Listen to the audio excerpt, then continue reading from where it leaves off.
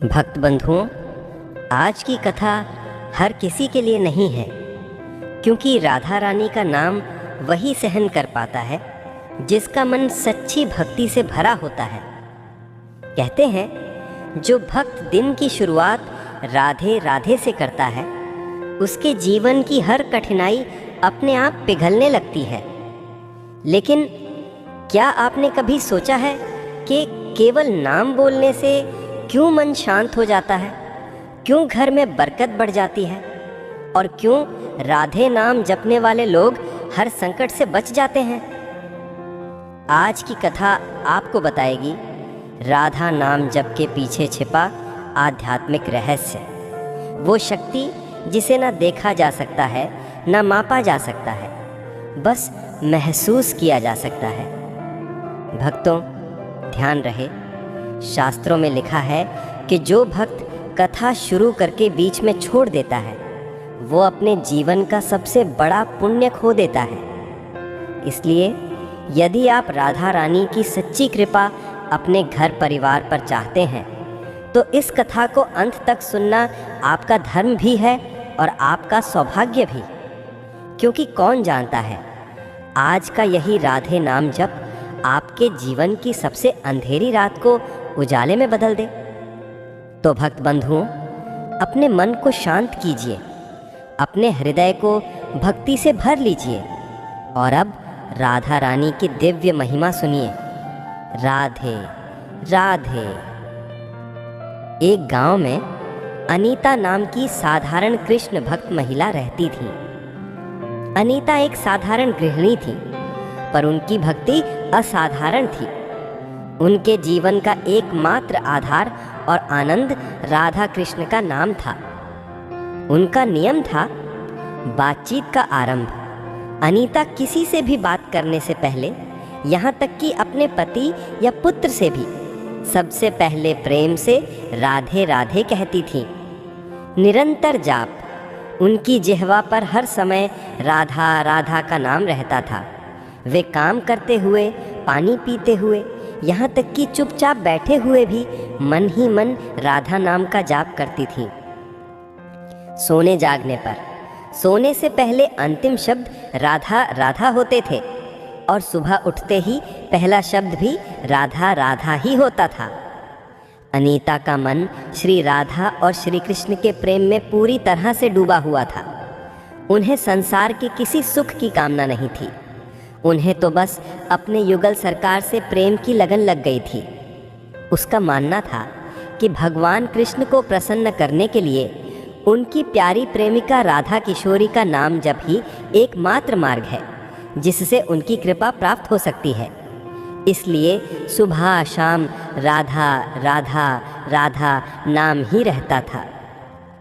उनके पति का नाम था रघु, जो एक मेहनती किसान थे। उनका एक प्यारा बेटा था जिसका नाम था गोविंद, जो अपनी पढ़ाई में लगा रहता था। अनीता का परिवार साधारण था, पर प्रेम से भरा हुआ था। जीवन का संकट। कहते हैं, भक्तों की परीक्षा स्वयं भगवान लेते हैं। अनीता के जीवन में भी कष्ट का समय आया। एक दिन रघु को खेत में काम करते समय अचानक तेज दर्द हुआ। कुछ ही दिनों में रघु की तबीयत बहुत बिगड़ गई। उनके शरीर में ताकत नहीं बची और वे चारपाई पर पड़ गए। गांव के वैद्य ने हाथ खड़े कर दिए और कह दिया कि इसका इलाज शहर के बड़े चिकित्सक ही कर सकते हैं। लेकिन अनीता के परिवार के पास शहर जाने या इलाज कराने के लिए पैसे नहीं थे। उनकी जमा पूंजी दवाइयों में ख़त्म हो चुकी थी। अब उनके घर में सिर्फ 2 समय का भोजन मिलना भी मुश्किल हो गया था। पति को बिस्तर पर और बेटे गोविंद को उदास देखकर अनीता का हृदय दुखी होता था, पर उनके होठों पर हमेशा राधा राधा का नाम रहता था। अनीता का विश्वास अटल था। वो अपने मन को समझाती थी, जो कुछ भी होगा वो मेरे कृष्ण की इच्छा होगी। वो जो करेंगे अच्छा ही करेंगे। मेरा काम है केवल उनका नाम जपना। अनीता ने अपनी भक्ति को और दृढ़ कर लिया। उन्होंने अब पति और पुत्र की सेवा के साथ साथ और भी ज़्यादा राधा नाम जपना शुरू कर दिया। उन्हें विश्वास था कि संकट जितना बड़ा होगा, कृष्ण की लीला उतनी ही अद्भुत होगी। दिव्य स्वप्न और अलौकिक संकेत। एक रात अनीता राधा राधा नाम जपते जपते गहरी नींद में सो गईं और तभी अंधेरी रात में एक दिव्य प्रकाश फैला। अनीता ने स्वप्न में देखा कि बांसुरी बजाते हुए मुकुटधारी भगवान कृष्ण उनके सामने खड़े हैं। उनका शांत और मनमोहक रूप देखकर अनीता की आंखों से खुशी के आंसू बह निकले। भगवान कृष्ण ने मधुर स्वर में कहा, मेरी प्यारी अनीता, मैं तुम्हारी अटूट भक्ति से बहुत प्रसन्न हूँ। तुम्हारे राधा नाम ने मुझे यहाँ आने पर विवश कर दिया। कृष्ण ने आगे कहा, चिंता मत करो, तुम्हारे पति रघु का कष्ट अब समाप्त होगा।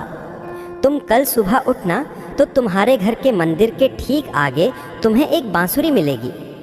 वो कोई साधारण बांसुरी नहीं है। उस बांसुरी को मेरा आशीर्वाद समझकर तुम चुपचाप उसे रघु के तकिए के नीचे रख देना। ये मेरा वरदान है और राधा नाम की शक्ति है। इसके बाद जो होगा वो मेरी लीला होगी। भगवान कृष्ण इतना कहकर बांसुरी की धुन के साथ अंतर ध्यान हो गए। अनीता की नींद टूट गई। उनका हृदय आनंद और कृतज्ञता से भरा हुआ था। सुबह हुई, अनीता उठी और उनका मन अभी भी रात के स्वप्न की मधुर स्मृतियों में डूबा था। उनके चेहरे पर एक दिव्य तेज था। उन्होंने सबसे पहले उठकर राधे राधे कहा और तुरंत अपने घर के मंदिर की ओर गई। अनीता ने देखा जैसा कि भगवान कृष्ण ने स्वप्न में कहा था। मंदिर के ठीक आगे जमीन पर एक बांसुरी पड़ी थी। ये बांसुरी सामान्य नहीं थी, ये पीली चंदन की लग रही थी और उससे मंद मंद सुगंध आ रही थी। अनीता का हृदय खुशी और श्रद्धा से भर गया। उनकी आंखों में आंसू थे। उन्होंने तुरंत बांसुरी को उठाया, उसे माथे से लगाया और प्रेम से चूम लिया। उन्होंने मन ही मन कहा, हे मेरे प्राणनाथ, आप लीलाधारी हैं। आपका ये प्रेम मेरी कल्पना से परे है। आपने मेरी पुकार सुन ली। ये भगवान कृष्ण का साक्षात आशीर्वाद था। अनीता ने उस बांसुरी को अपने पास रखा और घर के काम में लग गई, पर उनकी आंखों में चमक और मन में शांति थी। अनीता को स्वप्न की हर बात याद थी। उन्होंने बिना किसी को बताए, यहाँ तक कि अपने बेटे गोविंद को भी नहीं, चुपचाप बांसुरी को लेकर रघु के बिस्तर की ओर गई। रघु अभी भी गहरी नींद में थे, पर उनके चेहरे पर पीड़ा झलक रही थी। अनीता ने अत्यंत श्रद्धा के साथ उस दिव्य बांसुरी को रघु के तकिए के ठीक नीचे रख दिया। बांसुरी रखते ही अनीता को लगा जैसे पूरे कमरे में सकारात्मक ऊर्जा भर गई हो। उन्होंने अपने पति को प्रेम से देखा और अपने मन में राधा नाम का जाप करते हुए भगवान कृष्ण का धन्यवाद किया। वो जानती थी कि अब सब कुछ उनके नटवर नागर के हाथों में है। अनीता फिर से अपने घर के काम में और अपने राधा नाम के जाप में लग गई। कुछ ही देर बाद रघु की आंख खुली। रघु को लगा जैसे उन्हें गहरी नींद के बाद ताजगी महसूस हो रही हो। उनके शरीर में जो महीनों से कमजोरी से भरा था, उन्हें हल्कापन महसूस हुआ। उनके दर्द में अद्भुत कमी आई थी। रघु ने अनीता को पुकारा, अनीता कहाँ हो? अनीता तुरंत रघु के पास आई। उनके चेहरे पर आशा थी। रघु ने अनीता से कहा, अनीता, मुझे पता नहीं क्या हुआ है। आज सुबह जब मेरी आँख खुली तो मुझे बहुत अच्छा महसूस हो रहा है। मेरी पीड़ा कम हो गई है और मेरे शरीर में अजीब सी शक्ति लग रही है। ऐसा पहले कभी नहीं हुआ। अनीता की आंखों में आंसू आ गए। वो समझ गई कि ये बांसुरी का कमाल है, ये उनके कान्हा की लीला है। अनीता ने रघु के माथे को छुआ और प्रेम से कहा, राधे राधे स्वामी, मैंने आपसे कहा था ना, हमारे ठाकुर जो करेंगे अच्छा ही करेंगे। आपको अब चिंता नहीं करनी है, सब ठीक होगा। अनीता ने बांसुरी का राज रघु को नहीं बताया, क्योंकि वह जानती थी कि विश्वास को अकेले ही काम करना होता है। उस दिन से रघु का स्वास्थ्य तेजी से सुधरने लगा। कुछ ही दिनों में वो बिस्तर पर बैठने लगे और फिर धीरे धीरे उन्होंने सहारे से चलना शुरू कर दिया। अनीता हर सुबह मंदिर में बांसुरी को प्रणाम करती थी और फिर उसे रघु के तकिए के नीचे रख देती थी। उनका विश्वास अब और भी दृढ़ हो चुका था। लेकिन उनके घर में बीमारी का संकट तो दूर हो गया था, पर गरीबी का संकट अभी भी मंडरा रहा था। रघु को पूरी तरह से ठीक होने में अभी समय था और उनके घर में अभी भी 2 समय का भोजन मिलना मुश्किल था।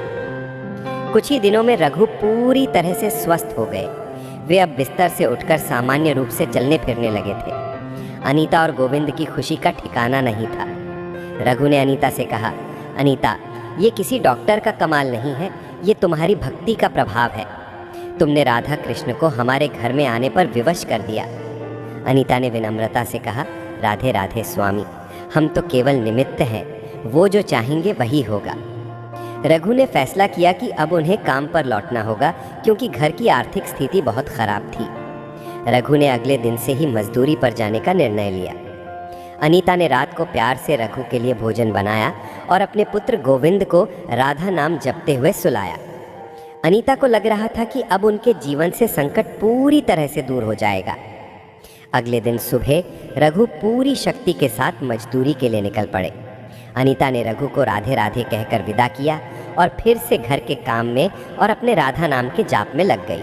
लेकिन गरीबी अभी भी उनके घर से पूरी तरह दूर नहीं हुई थी। रघु को अभी मजदूरी पर गए कुछ ही दिन हुए थे, इसलिए घर में अनाज बहुत कम था। मुश्किल से 2 समय का खाना ही बन पाता था। अनीता को कभी कभी तो एक समय भूखा भी रहना पड़ता था, ताकि रघु और गोविंद को पेट भर खाना मिल सके। अनीता के मन में कोई शिकायत नहीं थी। वो हर स्थिति को कृष्ण की मर्जी मानकर स्वीकार करती थी। उसी दिन दोपहर के समय जब अनीता अपने घर के अंदर राधा राधा का जाप कर रही थी, तभी दरवाजे पर दस्तक हुई। अनीता ने दरवाज़ा खोला। उनके सामने एक अत्यंत गरीब वृद्ध व्यक्ति खड़ा था। वृद्ध का शरीर कमज़ोर था, कपड़े फटे पुराने थे और उनके चेहरे पर गहरी भूख झलक रही थी। वृद्ध ने कमज़ोर आवाज़ में अनीता से कहा, बेटी राधे राधे, मैं बहुत दूर से आया हूँ और कई दिनों का भूखा हूँ। क्या तुम्हारे घर में मुझे खाने के लिए कुछ मिल सकता है? अनीता के सामने कठिन परीक्षा थी। उन्हें पता था कि घर में सिर्फ 2 रोटियां ही बची हैं, जो रघु के शाम को लौटने पर या गोविंद के लिए हैं। अगर वो ये दे देंगी तो उन्हें और गोविंद को आज भूखा सोना पड़ेगा। लेकिन अनीता ने एक पल भी नहीं सोचा। उन्हें याद आया कि भूखे को भोजन कराना साक्षात भगवान की सेवा है। उनका प्रेम केवल मंदिर तक सीमित नहीं था, उनका प्रेम हर प्राणी में कृष्ण को देखता था। अनीता ने तुरंत अंदर जाकर बची हुई 2 रोटियां और एक कटा हुआ प्याज लिया। यही उनके घर में सबसे अच्छा भोजन था। अनीता ने अत्यंत श्रद्धा के साथ वो भोजन वृद्ध को भेंट किया। वृद्ध ने रोटियां देखी और फिर अनीता के छोटे से टूटे फूटे घर को देखा, जहां अभाव साफ झलक रहा था। वृद्ध ने अनीता से कहा, बेटी तुम कितनी दयावान हो।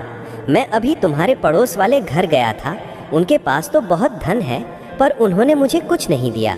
उन्होंने मुझे फटकार कर भगा दिया। वृद्ध ने आगे कहा, तुम्हारे पास कुछ नहीं है, फिर भी तुमने मुझे अपना अंतिम भोजन दे दिया। बेटा मेरे पास तुम्हें आशीर्वाद के अलावा कुछ भी देने के लिए नहीं है।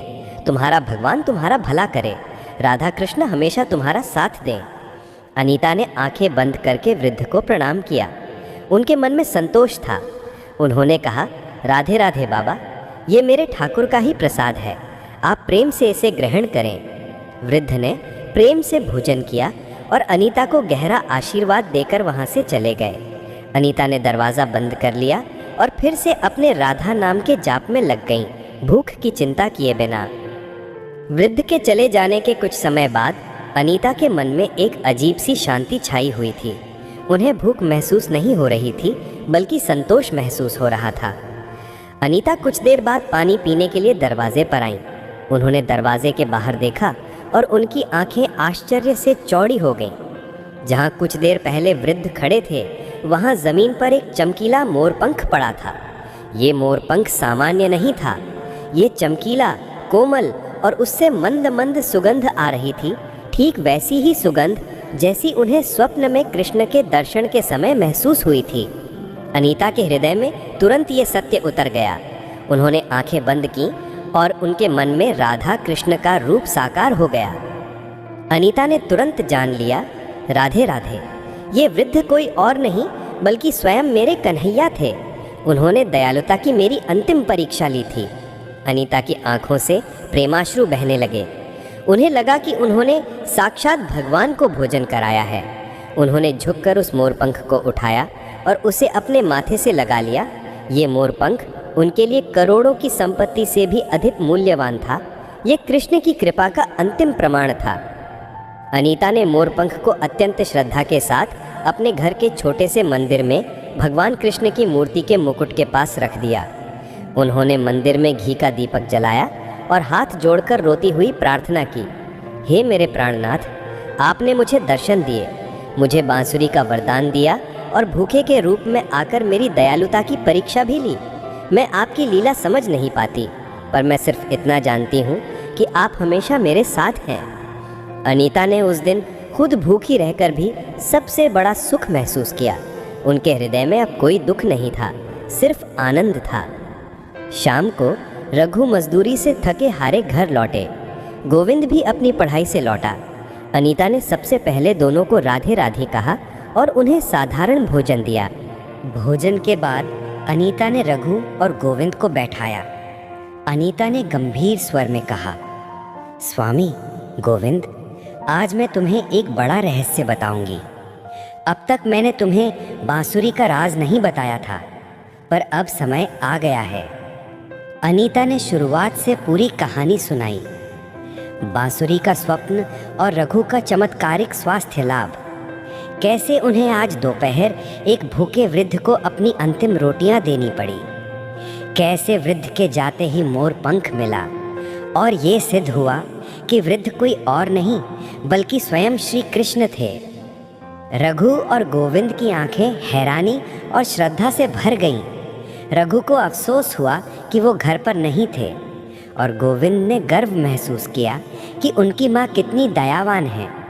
रघु ने श्रद्धा से मंदिर की ओर देखा और कहा, राधे राधे अनीता, तुम सच में असाधारण हो। तुम्हारे राधा नाम और दयालुता ने हमारे घर से बीमारी को दूर कर दिया। अब मुझे विश्वास है कि गरीबी भी जल्द ही दूर होगी। गोविंद ने अपनी माँ के पैर छुए और कहा, माँ, मैं आपकी दया को कभी नहीं भूलूंगा। मैं मेहनत करूंगा और इस घर में खुशियां लाऊंगा। अब अनीता के परिवार में संकट का समय बीत चुका था। रघु स्वस्थ होकर मजदूरी पर जा रहे थे और गोविंद की आंखों में नई आशा थी। गोविंद अब बड़ा हो चुका था।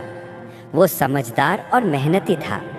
अपने पिता के बीमार होने और माँ के अभाव में भी राधा नाम जपते रहने की पूरी घटना ने गोविंद के मन पर एक गहरी छाप छोड़ी थी। गोविंद ने अपनी पूरी शक्ति अपनी पढ़ाई में लगा दी। वो जानता था कि उनके परिवार को गरीबी से बाहर निकालने का एकमात्र रास्ता ज्ञान और कठोर परिश्रम ही है। वो रात रात भर जाग कर मेहनत करता था। जब भी उसे थकान महसूस होती थी तो वो अपनी माँ अनीता को याद करता था, जो सोने से पहले और जागने के बाद हमेशा राधा राधा नाम जपती थी। गोविंद को लगता था कि उसकी माँ की भक्ति की शक्ति उसके साथ है। प्रेरणा का स्रोत। गोविंद ने कभी भी अपनी पढ़ाई को सिर्फ नौकरी पाने का साधन नहीं माना। उसने इसे अपनी माँ को सम्मान देने, पिताजी को आराम देने और राधा कृष्ण के प्रति अपनी कृतज्ञता व्यक्त करने का माध्यम माना। गोविंद ने अपनी उच्च शिक्षा सफलतापूर्वक पूरी कर ली। अब समय था कर्म क्षेत्र में प्रवेश करने का। रघु चाहते थे कि गोविंद कोई सरकारी नौकरी करे क्योंकि वो सुरक्षित थी, लेकिन गोविंद के मन में कुछ और चल रहा था। गोविंद एक शाम अपनी माँ अनीता के पास आया। अनीता तब मंदिर में दीप जलाकर राधा नाम का जाप कर रही थी। गोविंद ने विनम्रता से कहा, राधे राधे माँ, मैं जानता हूँ कि पिताजी चाहते हैं कि मैं नौकरी करूँ, पर मेरा मन कुछ बड़ा करना चाहता है। मैं अपने ज्ञान और मेहनत से केवल अपना घर नहीं बल्कि अपने गांव को भी खुशहाल देखना चाहता हूँ। अनीता ने शांत होकर अपने बेटे की बात सुनी। गोविंद ने आगे कहा, माँ, मैं एक व्यापार शुरू करना चाहता हूँ, एक ऐसा व्यापार जो राधा कृष्ण के नाम और उनकी लीला से जुड़ा हो। मैं चाहता हूँ कि हमारी कंपनी का नाम राधे कृष्ण हो। अनीता की आंखों में गर्व और खुशी के आंसू आ गए। उन्होंने महसूस किया कि उनके बेटे ने सही मायनों में भक्ति की विरासत को समझा है। व्यापार में भी ईश्वर को साथ रखना यही सच्चा धर्म है। अनीता ने आशीर्वाद देते हुए कहा, राधे राधे बेटा, तुम्हारी ये इच्छा साक्षात ठाकुर जी की इच्छा है। राधा नाम से शुरू किया गया कोई भी काम कभी असफल नहीं हो सकता। तुम ईमानदारी और मेहनत के साथ आगे बढ़ो। मेरा आशीर्वाद और राधा कृष्ण का प्रेम हमेशा तुम्हारे साथ रहेगा। गोविंद ने बाजार का गहन अध्ययन किया। उसने देखा कि लोग राधा कृष्ण की पूजा तो करते हैं, पर पूजा सामग्री और मूर्तियां उन्हें दूर शहरों से मंगवानी पड़ती हैं।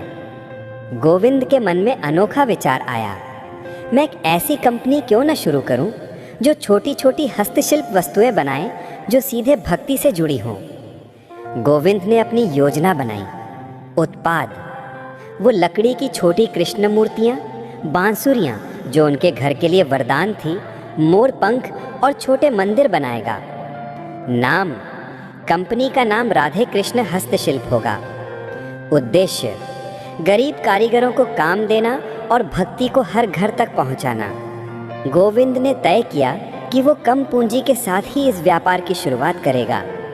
रघु और अनीता ने उसे ढेर सारा आशीर्वाद दिया। गोविंद ने गांव में ही छोटी सी जगह किराए पर ली। उसने बहुत कम पूंजी लगाई जो उसके पिता रघु की मजदूरी और उसकी अपनी बचत से आई थी। रघु ने भी अपनी ओर से गोविंद को पूरा सहयोग दिया। गोविंद ने सबसे पहले अपनी माँ अनीता को बुलाया। अनीता ने उस छोटी सी दुकान के कोने में जहाँ काम शुरू होना था, धूप और दीप जलाया। उन्होंने विनम्रता से राधा कृष्ण का आह्वान किया और पूरी जगह को राधे राधे नाम से पवित्र कर दिया। अनीता ने गोविंद से कहा, राधे राधे बेटा, ये तुम्हारी दुकान नहीं है, यह साक्षात ठाकुर जी का कार्यक्षेत्र है। काम में ईमानदारी और गुणवत्ता कभी कम मत होने देना। गोविंद ने कुछ स्थानीय कारीगरों को काम पर रखा जो लकड़ी का अच्छा काम जानते थे। उन्होंने छोटी छोटी कृष्ण मूर्तियाँ, बांसुरियाँ और लकड़ी के मंदिर बनाना शुरू किया। गोविंद जानता था कि उत्पाद में कला और भक्ति दोनों होनी चाहिए, इसलिए हर बांसुरी और मूर्ति पर राधा नाम का प्रेम झलकता था। पहली चुनौती, बाजार की कठोरता। गोविंद ने अपने पहले बैच के उत्पाद लिए और उन्हें बेचने के लिए शहर गया। उसकी योजना छोटी दुकानों और मंदिरों के पास अपनी वस्तुएं बेचने की थी, लेकिन बाजार बहुत कठोर था। अविश्वास, शहर के बड़े व्यापारी और दुकानदार एक छोटे गांव के युवक पर विश्वास नहीं कर रहे थे। उन्होंने कहा, इतनी छोटी दुकान से हम माल क्यों खरीदें? तुम्हारा नाम क्या है? मूल्य की समस्या।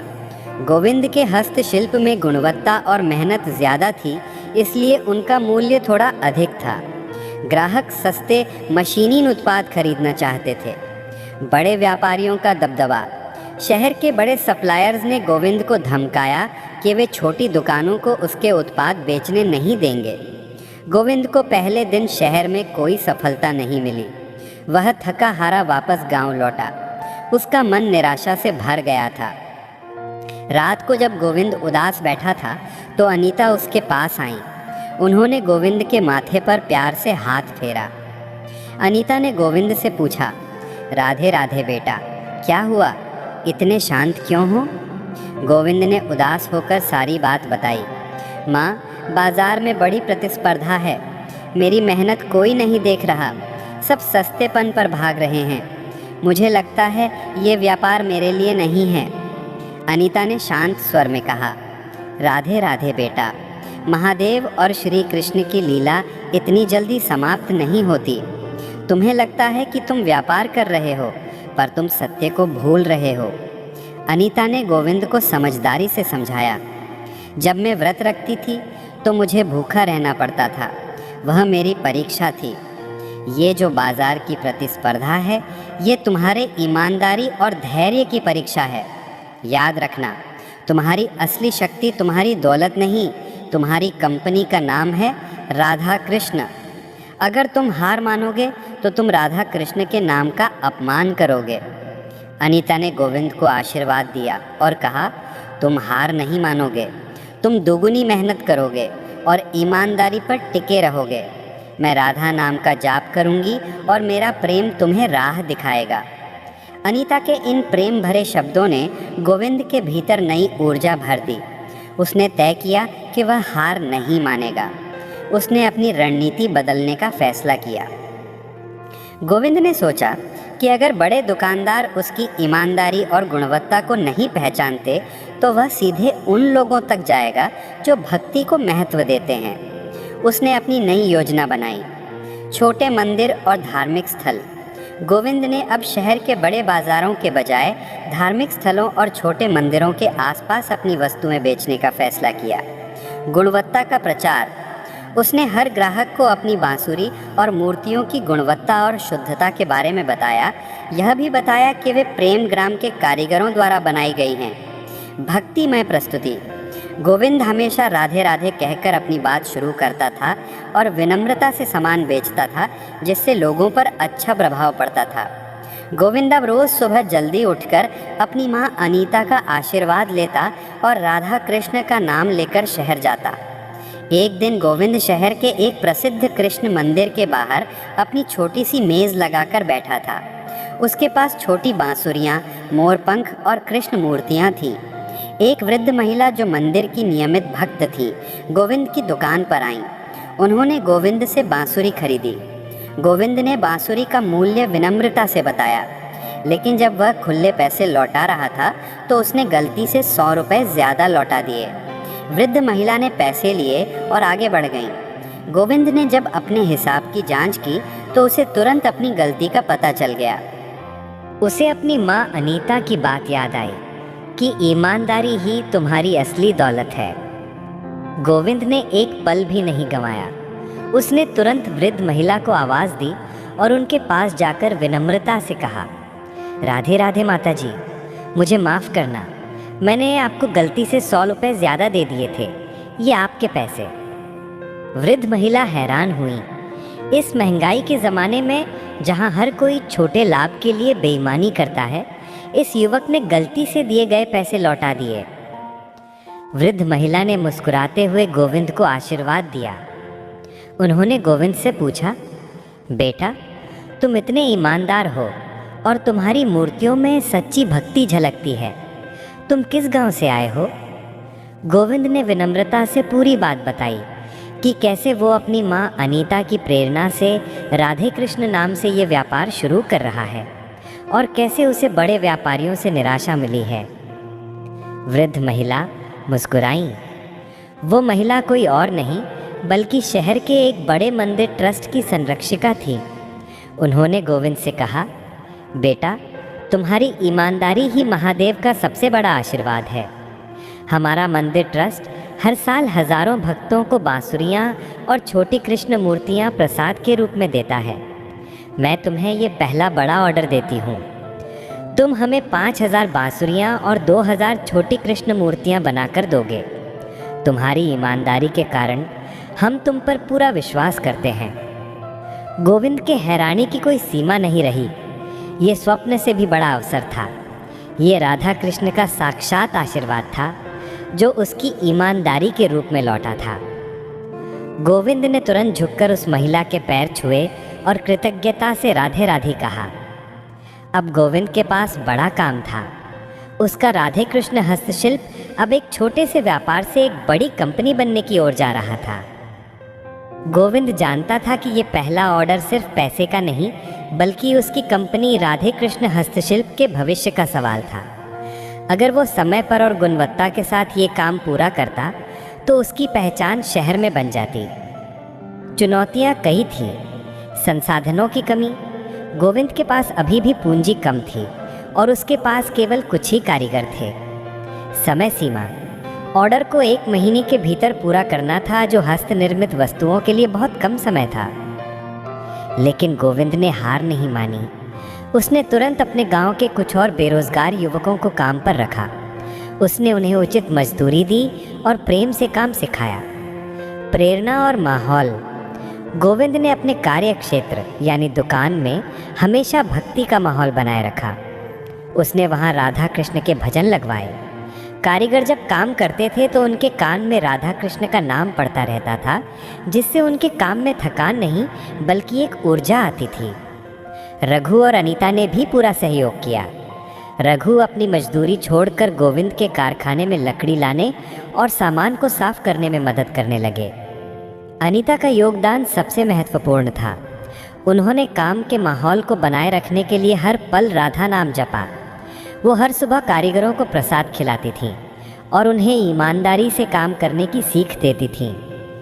कारीगरों को लगता था कि वे केवल उत्पाद नहीं बना रहे हैं बल्कि कृष्ण की सेवा कर रहे हैं। गोविंद ने दिन रात एक कर दिया। कारीगरों ने भी लगन से काम किया। गुणवत्ता से कोई समझौता नहीं किया गया।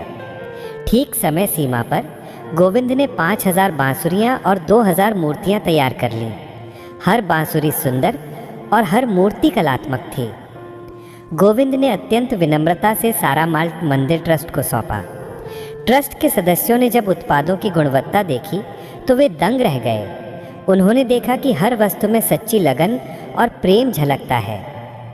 ट्रस्ट की संरक्षिका, वही वृद्ध महिला, ने गोविंद की पीठ थपथपाई और कहा, बेटा गोविंद, तुम्हारी मेहनत और तुम्हारी माँ की भक्ति व्यर्थ नहीं गई। तुम्हारी गुणवत्ता और ईमानदारी आज के बाजार में अद्वितीय है। हम तुम्हें तत्काल भुगतान करते हैं और भविष्य में भी सारा काम तुम्हें ही देंगे। गोविंद को बड़ा मुनाफा हुआ। ये केवल पैसा नहीं था, ये व्यावसायिक सम्मान था। राधे कृष्ण हस्तशिल्प कंपनी अब एक छोटे से गांव से निकलकर शहर में अपनी पहचान बना चुकी थी। गोविंद ने सबसे पहले अपने कारीगरों को उत्साहजनक बोनस दिया ताकि उनके घर में भी खुशियाँ आएँ। फिर उसने अपने माँ बाप के सामने वो सारा धन रखा। रघु की आंखों में आनंद के आंसू थे। अनीता ने हाथ जोड़कर राधे राधे कहा। उन्होंने कहा, बेटा, ये तुम्हारी मेहनत और तुम्हारे कान्हा का दिया हुआ प्रसाद है। अब हमारे घर से गरीबी हमेशा के लिए दूर हो गई है। गोविंद ने अपनी माँ के चरणों में माथा टेका। वह जानता था कि यह सफलता उस भूखे वृद्ध को दी गई 2 रोटी और प्याज का अलौकिक फल है। अब गोविंद के सामने कंपनी को और बड़ा बनाने और समाज की सेवा करने का लक्ष्य था। गोविंद ने अपनी ईमानदारी और गुणवत्ता से कोई समझौता नहीं किया। सेठ रामलाल की तरह ही अन्य बड़े व्यापारी भी गोविंद की सच्चाई से प्रभावित हुए और उसे बड़े व्यावसायिक अवसर देने लगे। शहरों तक पहुंच। गोविंद ने अब अपने उत्पाद सिर्फ गांव में नहीं बल्कि आसपास के सभी शहरों की पूजा सामग्री की दुकानों पर बेचना शुरू कर दिया। रोजगार। अब राधे कृष्ण कंपनी गांव के कई बेरोजगार कारीगरों को काम दे रही थी, जिससे गांव में खुशहाली लौट आई थी। गोविंद ने हमेशा अपने कारीगरों को उच्च वेतन दिया, यह याद रखते हुए कि वह खुद गरीबी से आया है। नैतिकता। कंपनी का मुख्य सिद्धांत राधे राधे ही रहा। कोई भी व्यापारिक व्यवहार झूठ या बेईमानी पर आधारित नहीं था। गोविंद जानता था कि सबसे बड़ा ग्राहक स्वयं कान्हा है। गोविंद की कंपनी बहुत बड़े मुकाम पर पहुंच गई। गांव का वह छोटा सा टूटा फूटा घर अब इतिहास बन चुका था। गोविंद ने सबसे पहला काम अपने माँ बाप को सुख और आराम देने का किया। उसने गांव में ही सबसे शांत और सुंदर जगह पर एक विशाल और सुंदर घर बनवाया। यह घर दिखावे के लिए नहीं बल्कि शांति और भक्ति के लिए बनाया गया था। घर के बीचों बीच गोविंद ने एक बड़ा मंदिर बनवाया जहां विशाल कृष्ण और राधा की मूर्तियां स्थापित की गई। यह मंदिर विशेष रूप से उसकी मां अनीता के लिए था। जब यह नया घर तैयार हुआ तो गोविंद रघु और अनीता को वहां लेकर गया। अनीता ने जब घर और विशाल मंदिर को देखा तो उनकी आंखों में खुशी के आंसू आ गए। उन्होंने हाथ जोड़कर राधे राधे कहा। अनीता ने गोविंद से कहा, बेटा, यह घर धन से नहीं बल्कि प्रेम से बना है। तुमने मुझे दुनिया का सबसे बड़ा सुख दिया है। गोविंद ने अपनी माँ के चरणों में माथा टेका और कहा, राधे राधे माँ, यह सब आपका प्रेम और आपके राधा नाम का फल है। मेरी असली कंपनी तो आपका हृदय है जो भक्ति से भरा है। अब अनीता और रघु का जीवन अत्यंत सुख और शांति से कटता था। रघु अब उन्हें मजदूरी नहीं करनी पड़ती थी। वे गोविंद की कंपनी के सलाहकार बन गए थे और गोविंद को व्यवहारिक सुझाव देते थे। अनिता, अब उनका अधिकतर समय नए और बड़े मंदिर में राधा नाम का जाप करने, कथाएं सुनने और दीप जलाने में बीतता था। वह अपने पूरे गांव के लिए प्रेरणा बन चुकी थी। अनिता को अब अपने जीवन का सबसे बड़ा संतोष था। उनकी छोटी सी भक्ति ने उनके पूरे परिवार और गांव को समृद्धि दी थी। उनकी कहानी ने पूरे क्षेत्र को सिखाया कि सच्चा व्यापार केवल लाभ कमाने का नहीं, बल्कि ईमानदारी और सेवा का माध्यम होता है। अनिता की कथा हमें सिखाती है कि सच्ची भक्ति केवल मंदिर में नहीं, बल्कि जीवन के हर पल में होनी चाहिए। अनिता के होठों पर हर समय राधा राधा का नाम रहता था, जो उनकी अटूट प्रेम और समर्पण को दर्शाता है। जब उनके पति रघु बीमार हुए और घर में अभाव का अंधेरा छा गया, तब भी अनिता ने विश्वास नहीं खोया। उनकी जिह्वा पर प्रेम और श्रद्धा ने ही भगवान कृष्ण को स्वप्न में दर्शन देने पर विवश कर दिया। कृष्ण ने उन्हें बांसुरी के रूप में वरदान दिया, जिसने रघु को चमत्कारिक रूप से ठीक कर दिया। यह पहली लीला थी जो सिद्ध करती है कि नाम जप में कितनी शक्ति होती है। इसके बाद कृष्ण ने एक भूखे वृद्ध के रूप में आकर अनिता की दयालुता की अंतिम परीक्षा ली। अनिता के पास खुद के खाने के लिए रोटी नहीं थी, पर उन्होंने निस्वार्थ भाव से अपनी अंतिम 2 रोटियां और प्याज उस वृद्ध को दान कर दीं। यह परोपकार ही अनिता की भक्ति का सर्वोच्च बिंदु था। जब वृद्ध कृष्ण उन्हें मोर पंख के रूप में अपनी कृपा का अंतिम प्रमाण देकर गए, तब अनिता को पता चला कि उनका त्याग सफल हुआ है। कृष्ण ने अनिता को धन सीधे नहीं दिया, बल्कि उनके बेटे गोविंद के कर्म और ईमानदारी के माध्यम से उन्हें सफलता प्रदान की। गोविंद ने अपनी माँ की भक्ति और ईमानदारी को अपनाकर राधे कृष्ण हस्तशिल्प कंपनी शुरू की। उसकी सफलता का रहस्य यही था कि उसने लाभ को नहीं, बल्कि गुणवत्ता और सच्चाई को प्राथमिकता दी, जिसके कारण उसे बड़ा व्यावसायिक अवसर मिला। यह कथा हमें समझाती है कि भक्ति और परोपकार एक ही सिक्के के 2 पहलू हैं। अनिता की अटूट भक्ति ने संकट को दूर किया और उनकी दयालुता ने समृद्धि को आकर्षित किया। गोविंद की सफलता उसकी माँ की शिक्षाओं का परिणाम थी कि ईमानदारी ही सबसे बड़ा व्यापार है। अंततः रघु, अनिता और गोविंद का परिवार सुख, शांति और समृद्धि से भर गया, यह साबित करते हुए कि ईश्वर अपने भक्तों की परीक्षा लेते हैं, पर उनका साथ कभी नहीं छोड़ते। राधा नाम का प्रेम ही इस कथा का मूल आधार है। भक्त बंधुओं, आज की इस पवित्र कथा के अंत में हम सबको एक बहुत ही मधुर और गहरी सीख मिलती है। कथा केवल मनोरंजन नहीं होती, कथा जीवन को दिशा देने वाली वो दिव्य रोशनी होती है जो हमारे भीतर की थकान दूर करती है, मन को शांत करती है और आत्मा को शक्ति देती है। कृष्ण भक्ति में एक बात सदियों से कही जाती रही है कि जिस मन में दया है, उसी मन में कन्हैया बसते हैं। इसलिए हमें चाहिए कि अपने जीवन में जितना हो सके उतनी करुणा जगाए। जिसे भोजन की ज़रूरत हो उसे भोजन दे। जिस बच्चे ने भूख में रात बिताई हो, उसे एक रोटी देना भी आपके जीवन का सबसे बड़ा पुण्य बन जाता है, क्योंकि कृष्ण कहते हैं कि भक्त यदि मेरी किसी जीव की सेवा करता है तो वही मेरी सच्ची पूजा है। गरीबों को अन्न देना, दुखी का सहारा बनना, किसी के चेहरे पर मुस्कान लाना, यही वो गुण है जो सीधे सीधे भगवान तक पहुँचते हैं। और भक्तों, नाम जप का महत्व तो अवर्णनीय है। राधे राधे का जाप मन के भीतर छिपे भय, क्रोध, दुख, तनाव सबको पिघला देता है। जैसे सूर्य की गर्मी से मिट्टी सूखती है, वैसे ही नाम जप से मन का अंधकार दूर होने लगता है। रोज़ चाहे एक बार ही सही, बस राधे राधे बोलना शुरू कर दीजिए। आप देखेंगे कि बिना कारण ही मन हल्का होने लगता है, घर में शांति आने लगती है और जीवन में एक अनजानी लेकिन मधुर ऊर्जा बहने लगती है। कथा सुनना भी एक महापुण्य है, क्योंकि कथा सुनते सुनते हमारा मन ईश्वर की ओर मुड़ता है और ईश्वर की ओर मुड़ते ही जीवन की सारी उलझनें ढीली होने लगती हैं।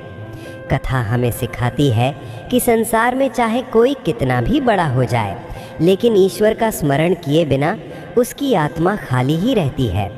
यही कारण है कि हमारे पूर्वज रोज़ कथा सुनते थे, ताकि जीवन का हर दिन शांतिपूर्वक बीते और परिवार पर भगवान का आशीर्वाद बना रहे। कृष्ण को गाय अत्यंत प्रिय है। गाय केवल एक पशु नहीं, बल्कि माँ का स्वरूप है। जो भक्त रोज़ प्रेम से गाय को रोटी देता है, उसके घर में कभी अन्न की कमी नहीं रहती। गाय के चरण छूकर देखिए, मन में एक अद्भुत शांति उतरती है, जैसे किसी ने माथे पर हाथ रखकर आशीर्वाद दे दिया हो। कृष्ण कहते हैं कि गायों की सेवा करने वाला मेरे सबसे निकट होता है, इसलिए रोज़ घर से निकलने से पहले या लौटकर गाय को 2 रोटी अवश्य दें। और जीवन में चाहे कोई भी काम करे, बस धीरे धीरे मन ही मन राधे राधे का जाप करते रहें। काम भी अच्छा होगा, मन भी अच्छा रहेगा और भगवान की कृपा भी साथ चलेगी। भक्त बंधुओं, ऐसी भक्ति भरी कथाएं रोज सुननी चाहिए। कथा सुनने से केवल पुण्य नहीं मिलता, कथा मन को शांति देती है, जीवन को एक नई सीख देती है और हमारे भीतर भक्ति का एक दिव्य प्रकाश जगा देती है। कथा सुनने वाला कभी अकेला नहीं रहता, क्योंकि उसके साथ हमेशा भगवान का आशीर्वाद चलता है। नाम जप के महत्व और जीवन को बदल देने वाली आध्यात्मिक सीखें सुनने का अवसर भी देता है।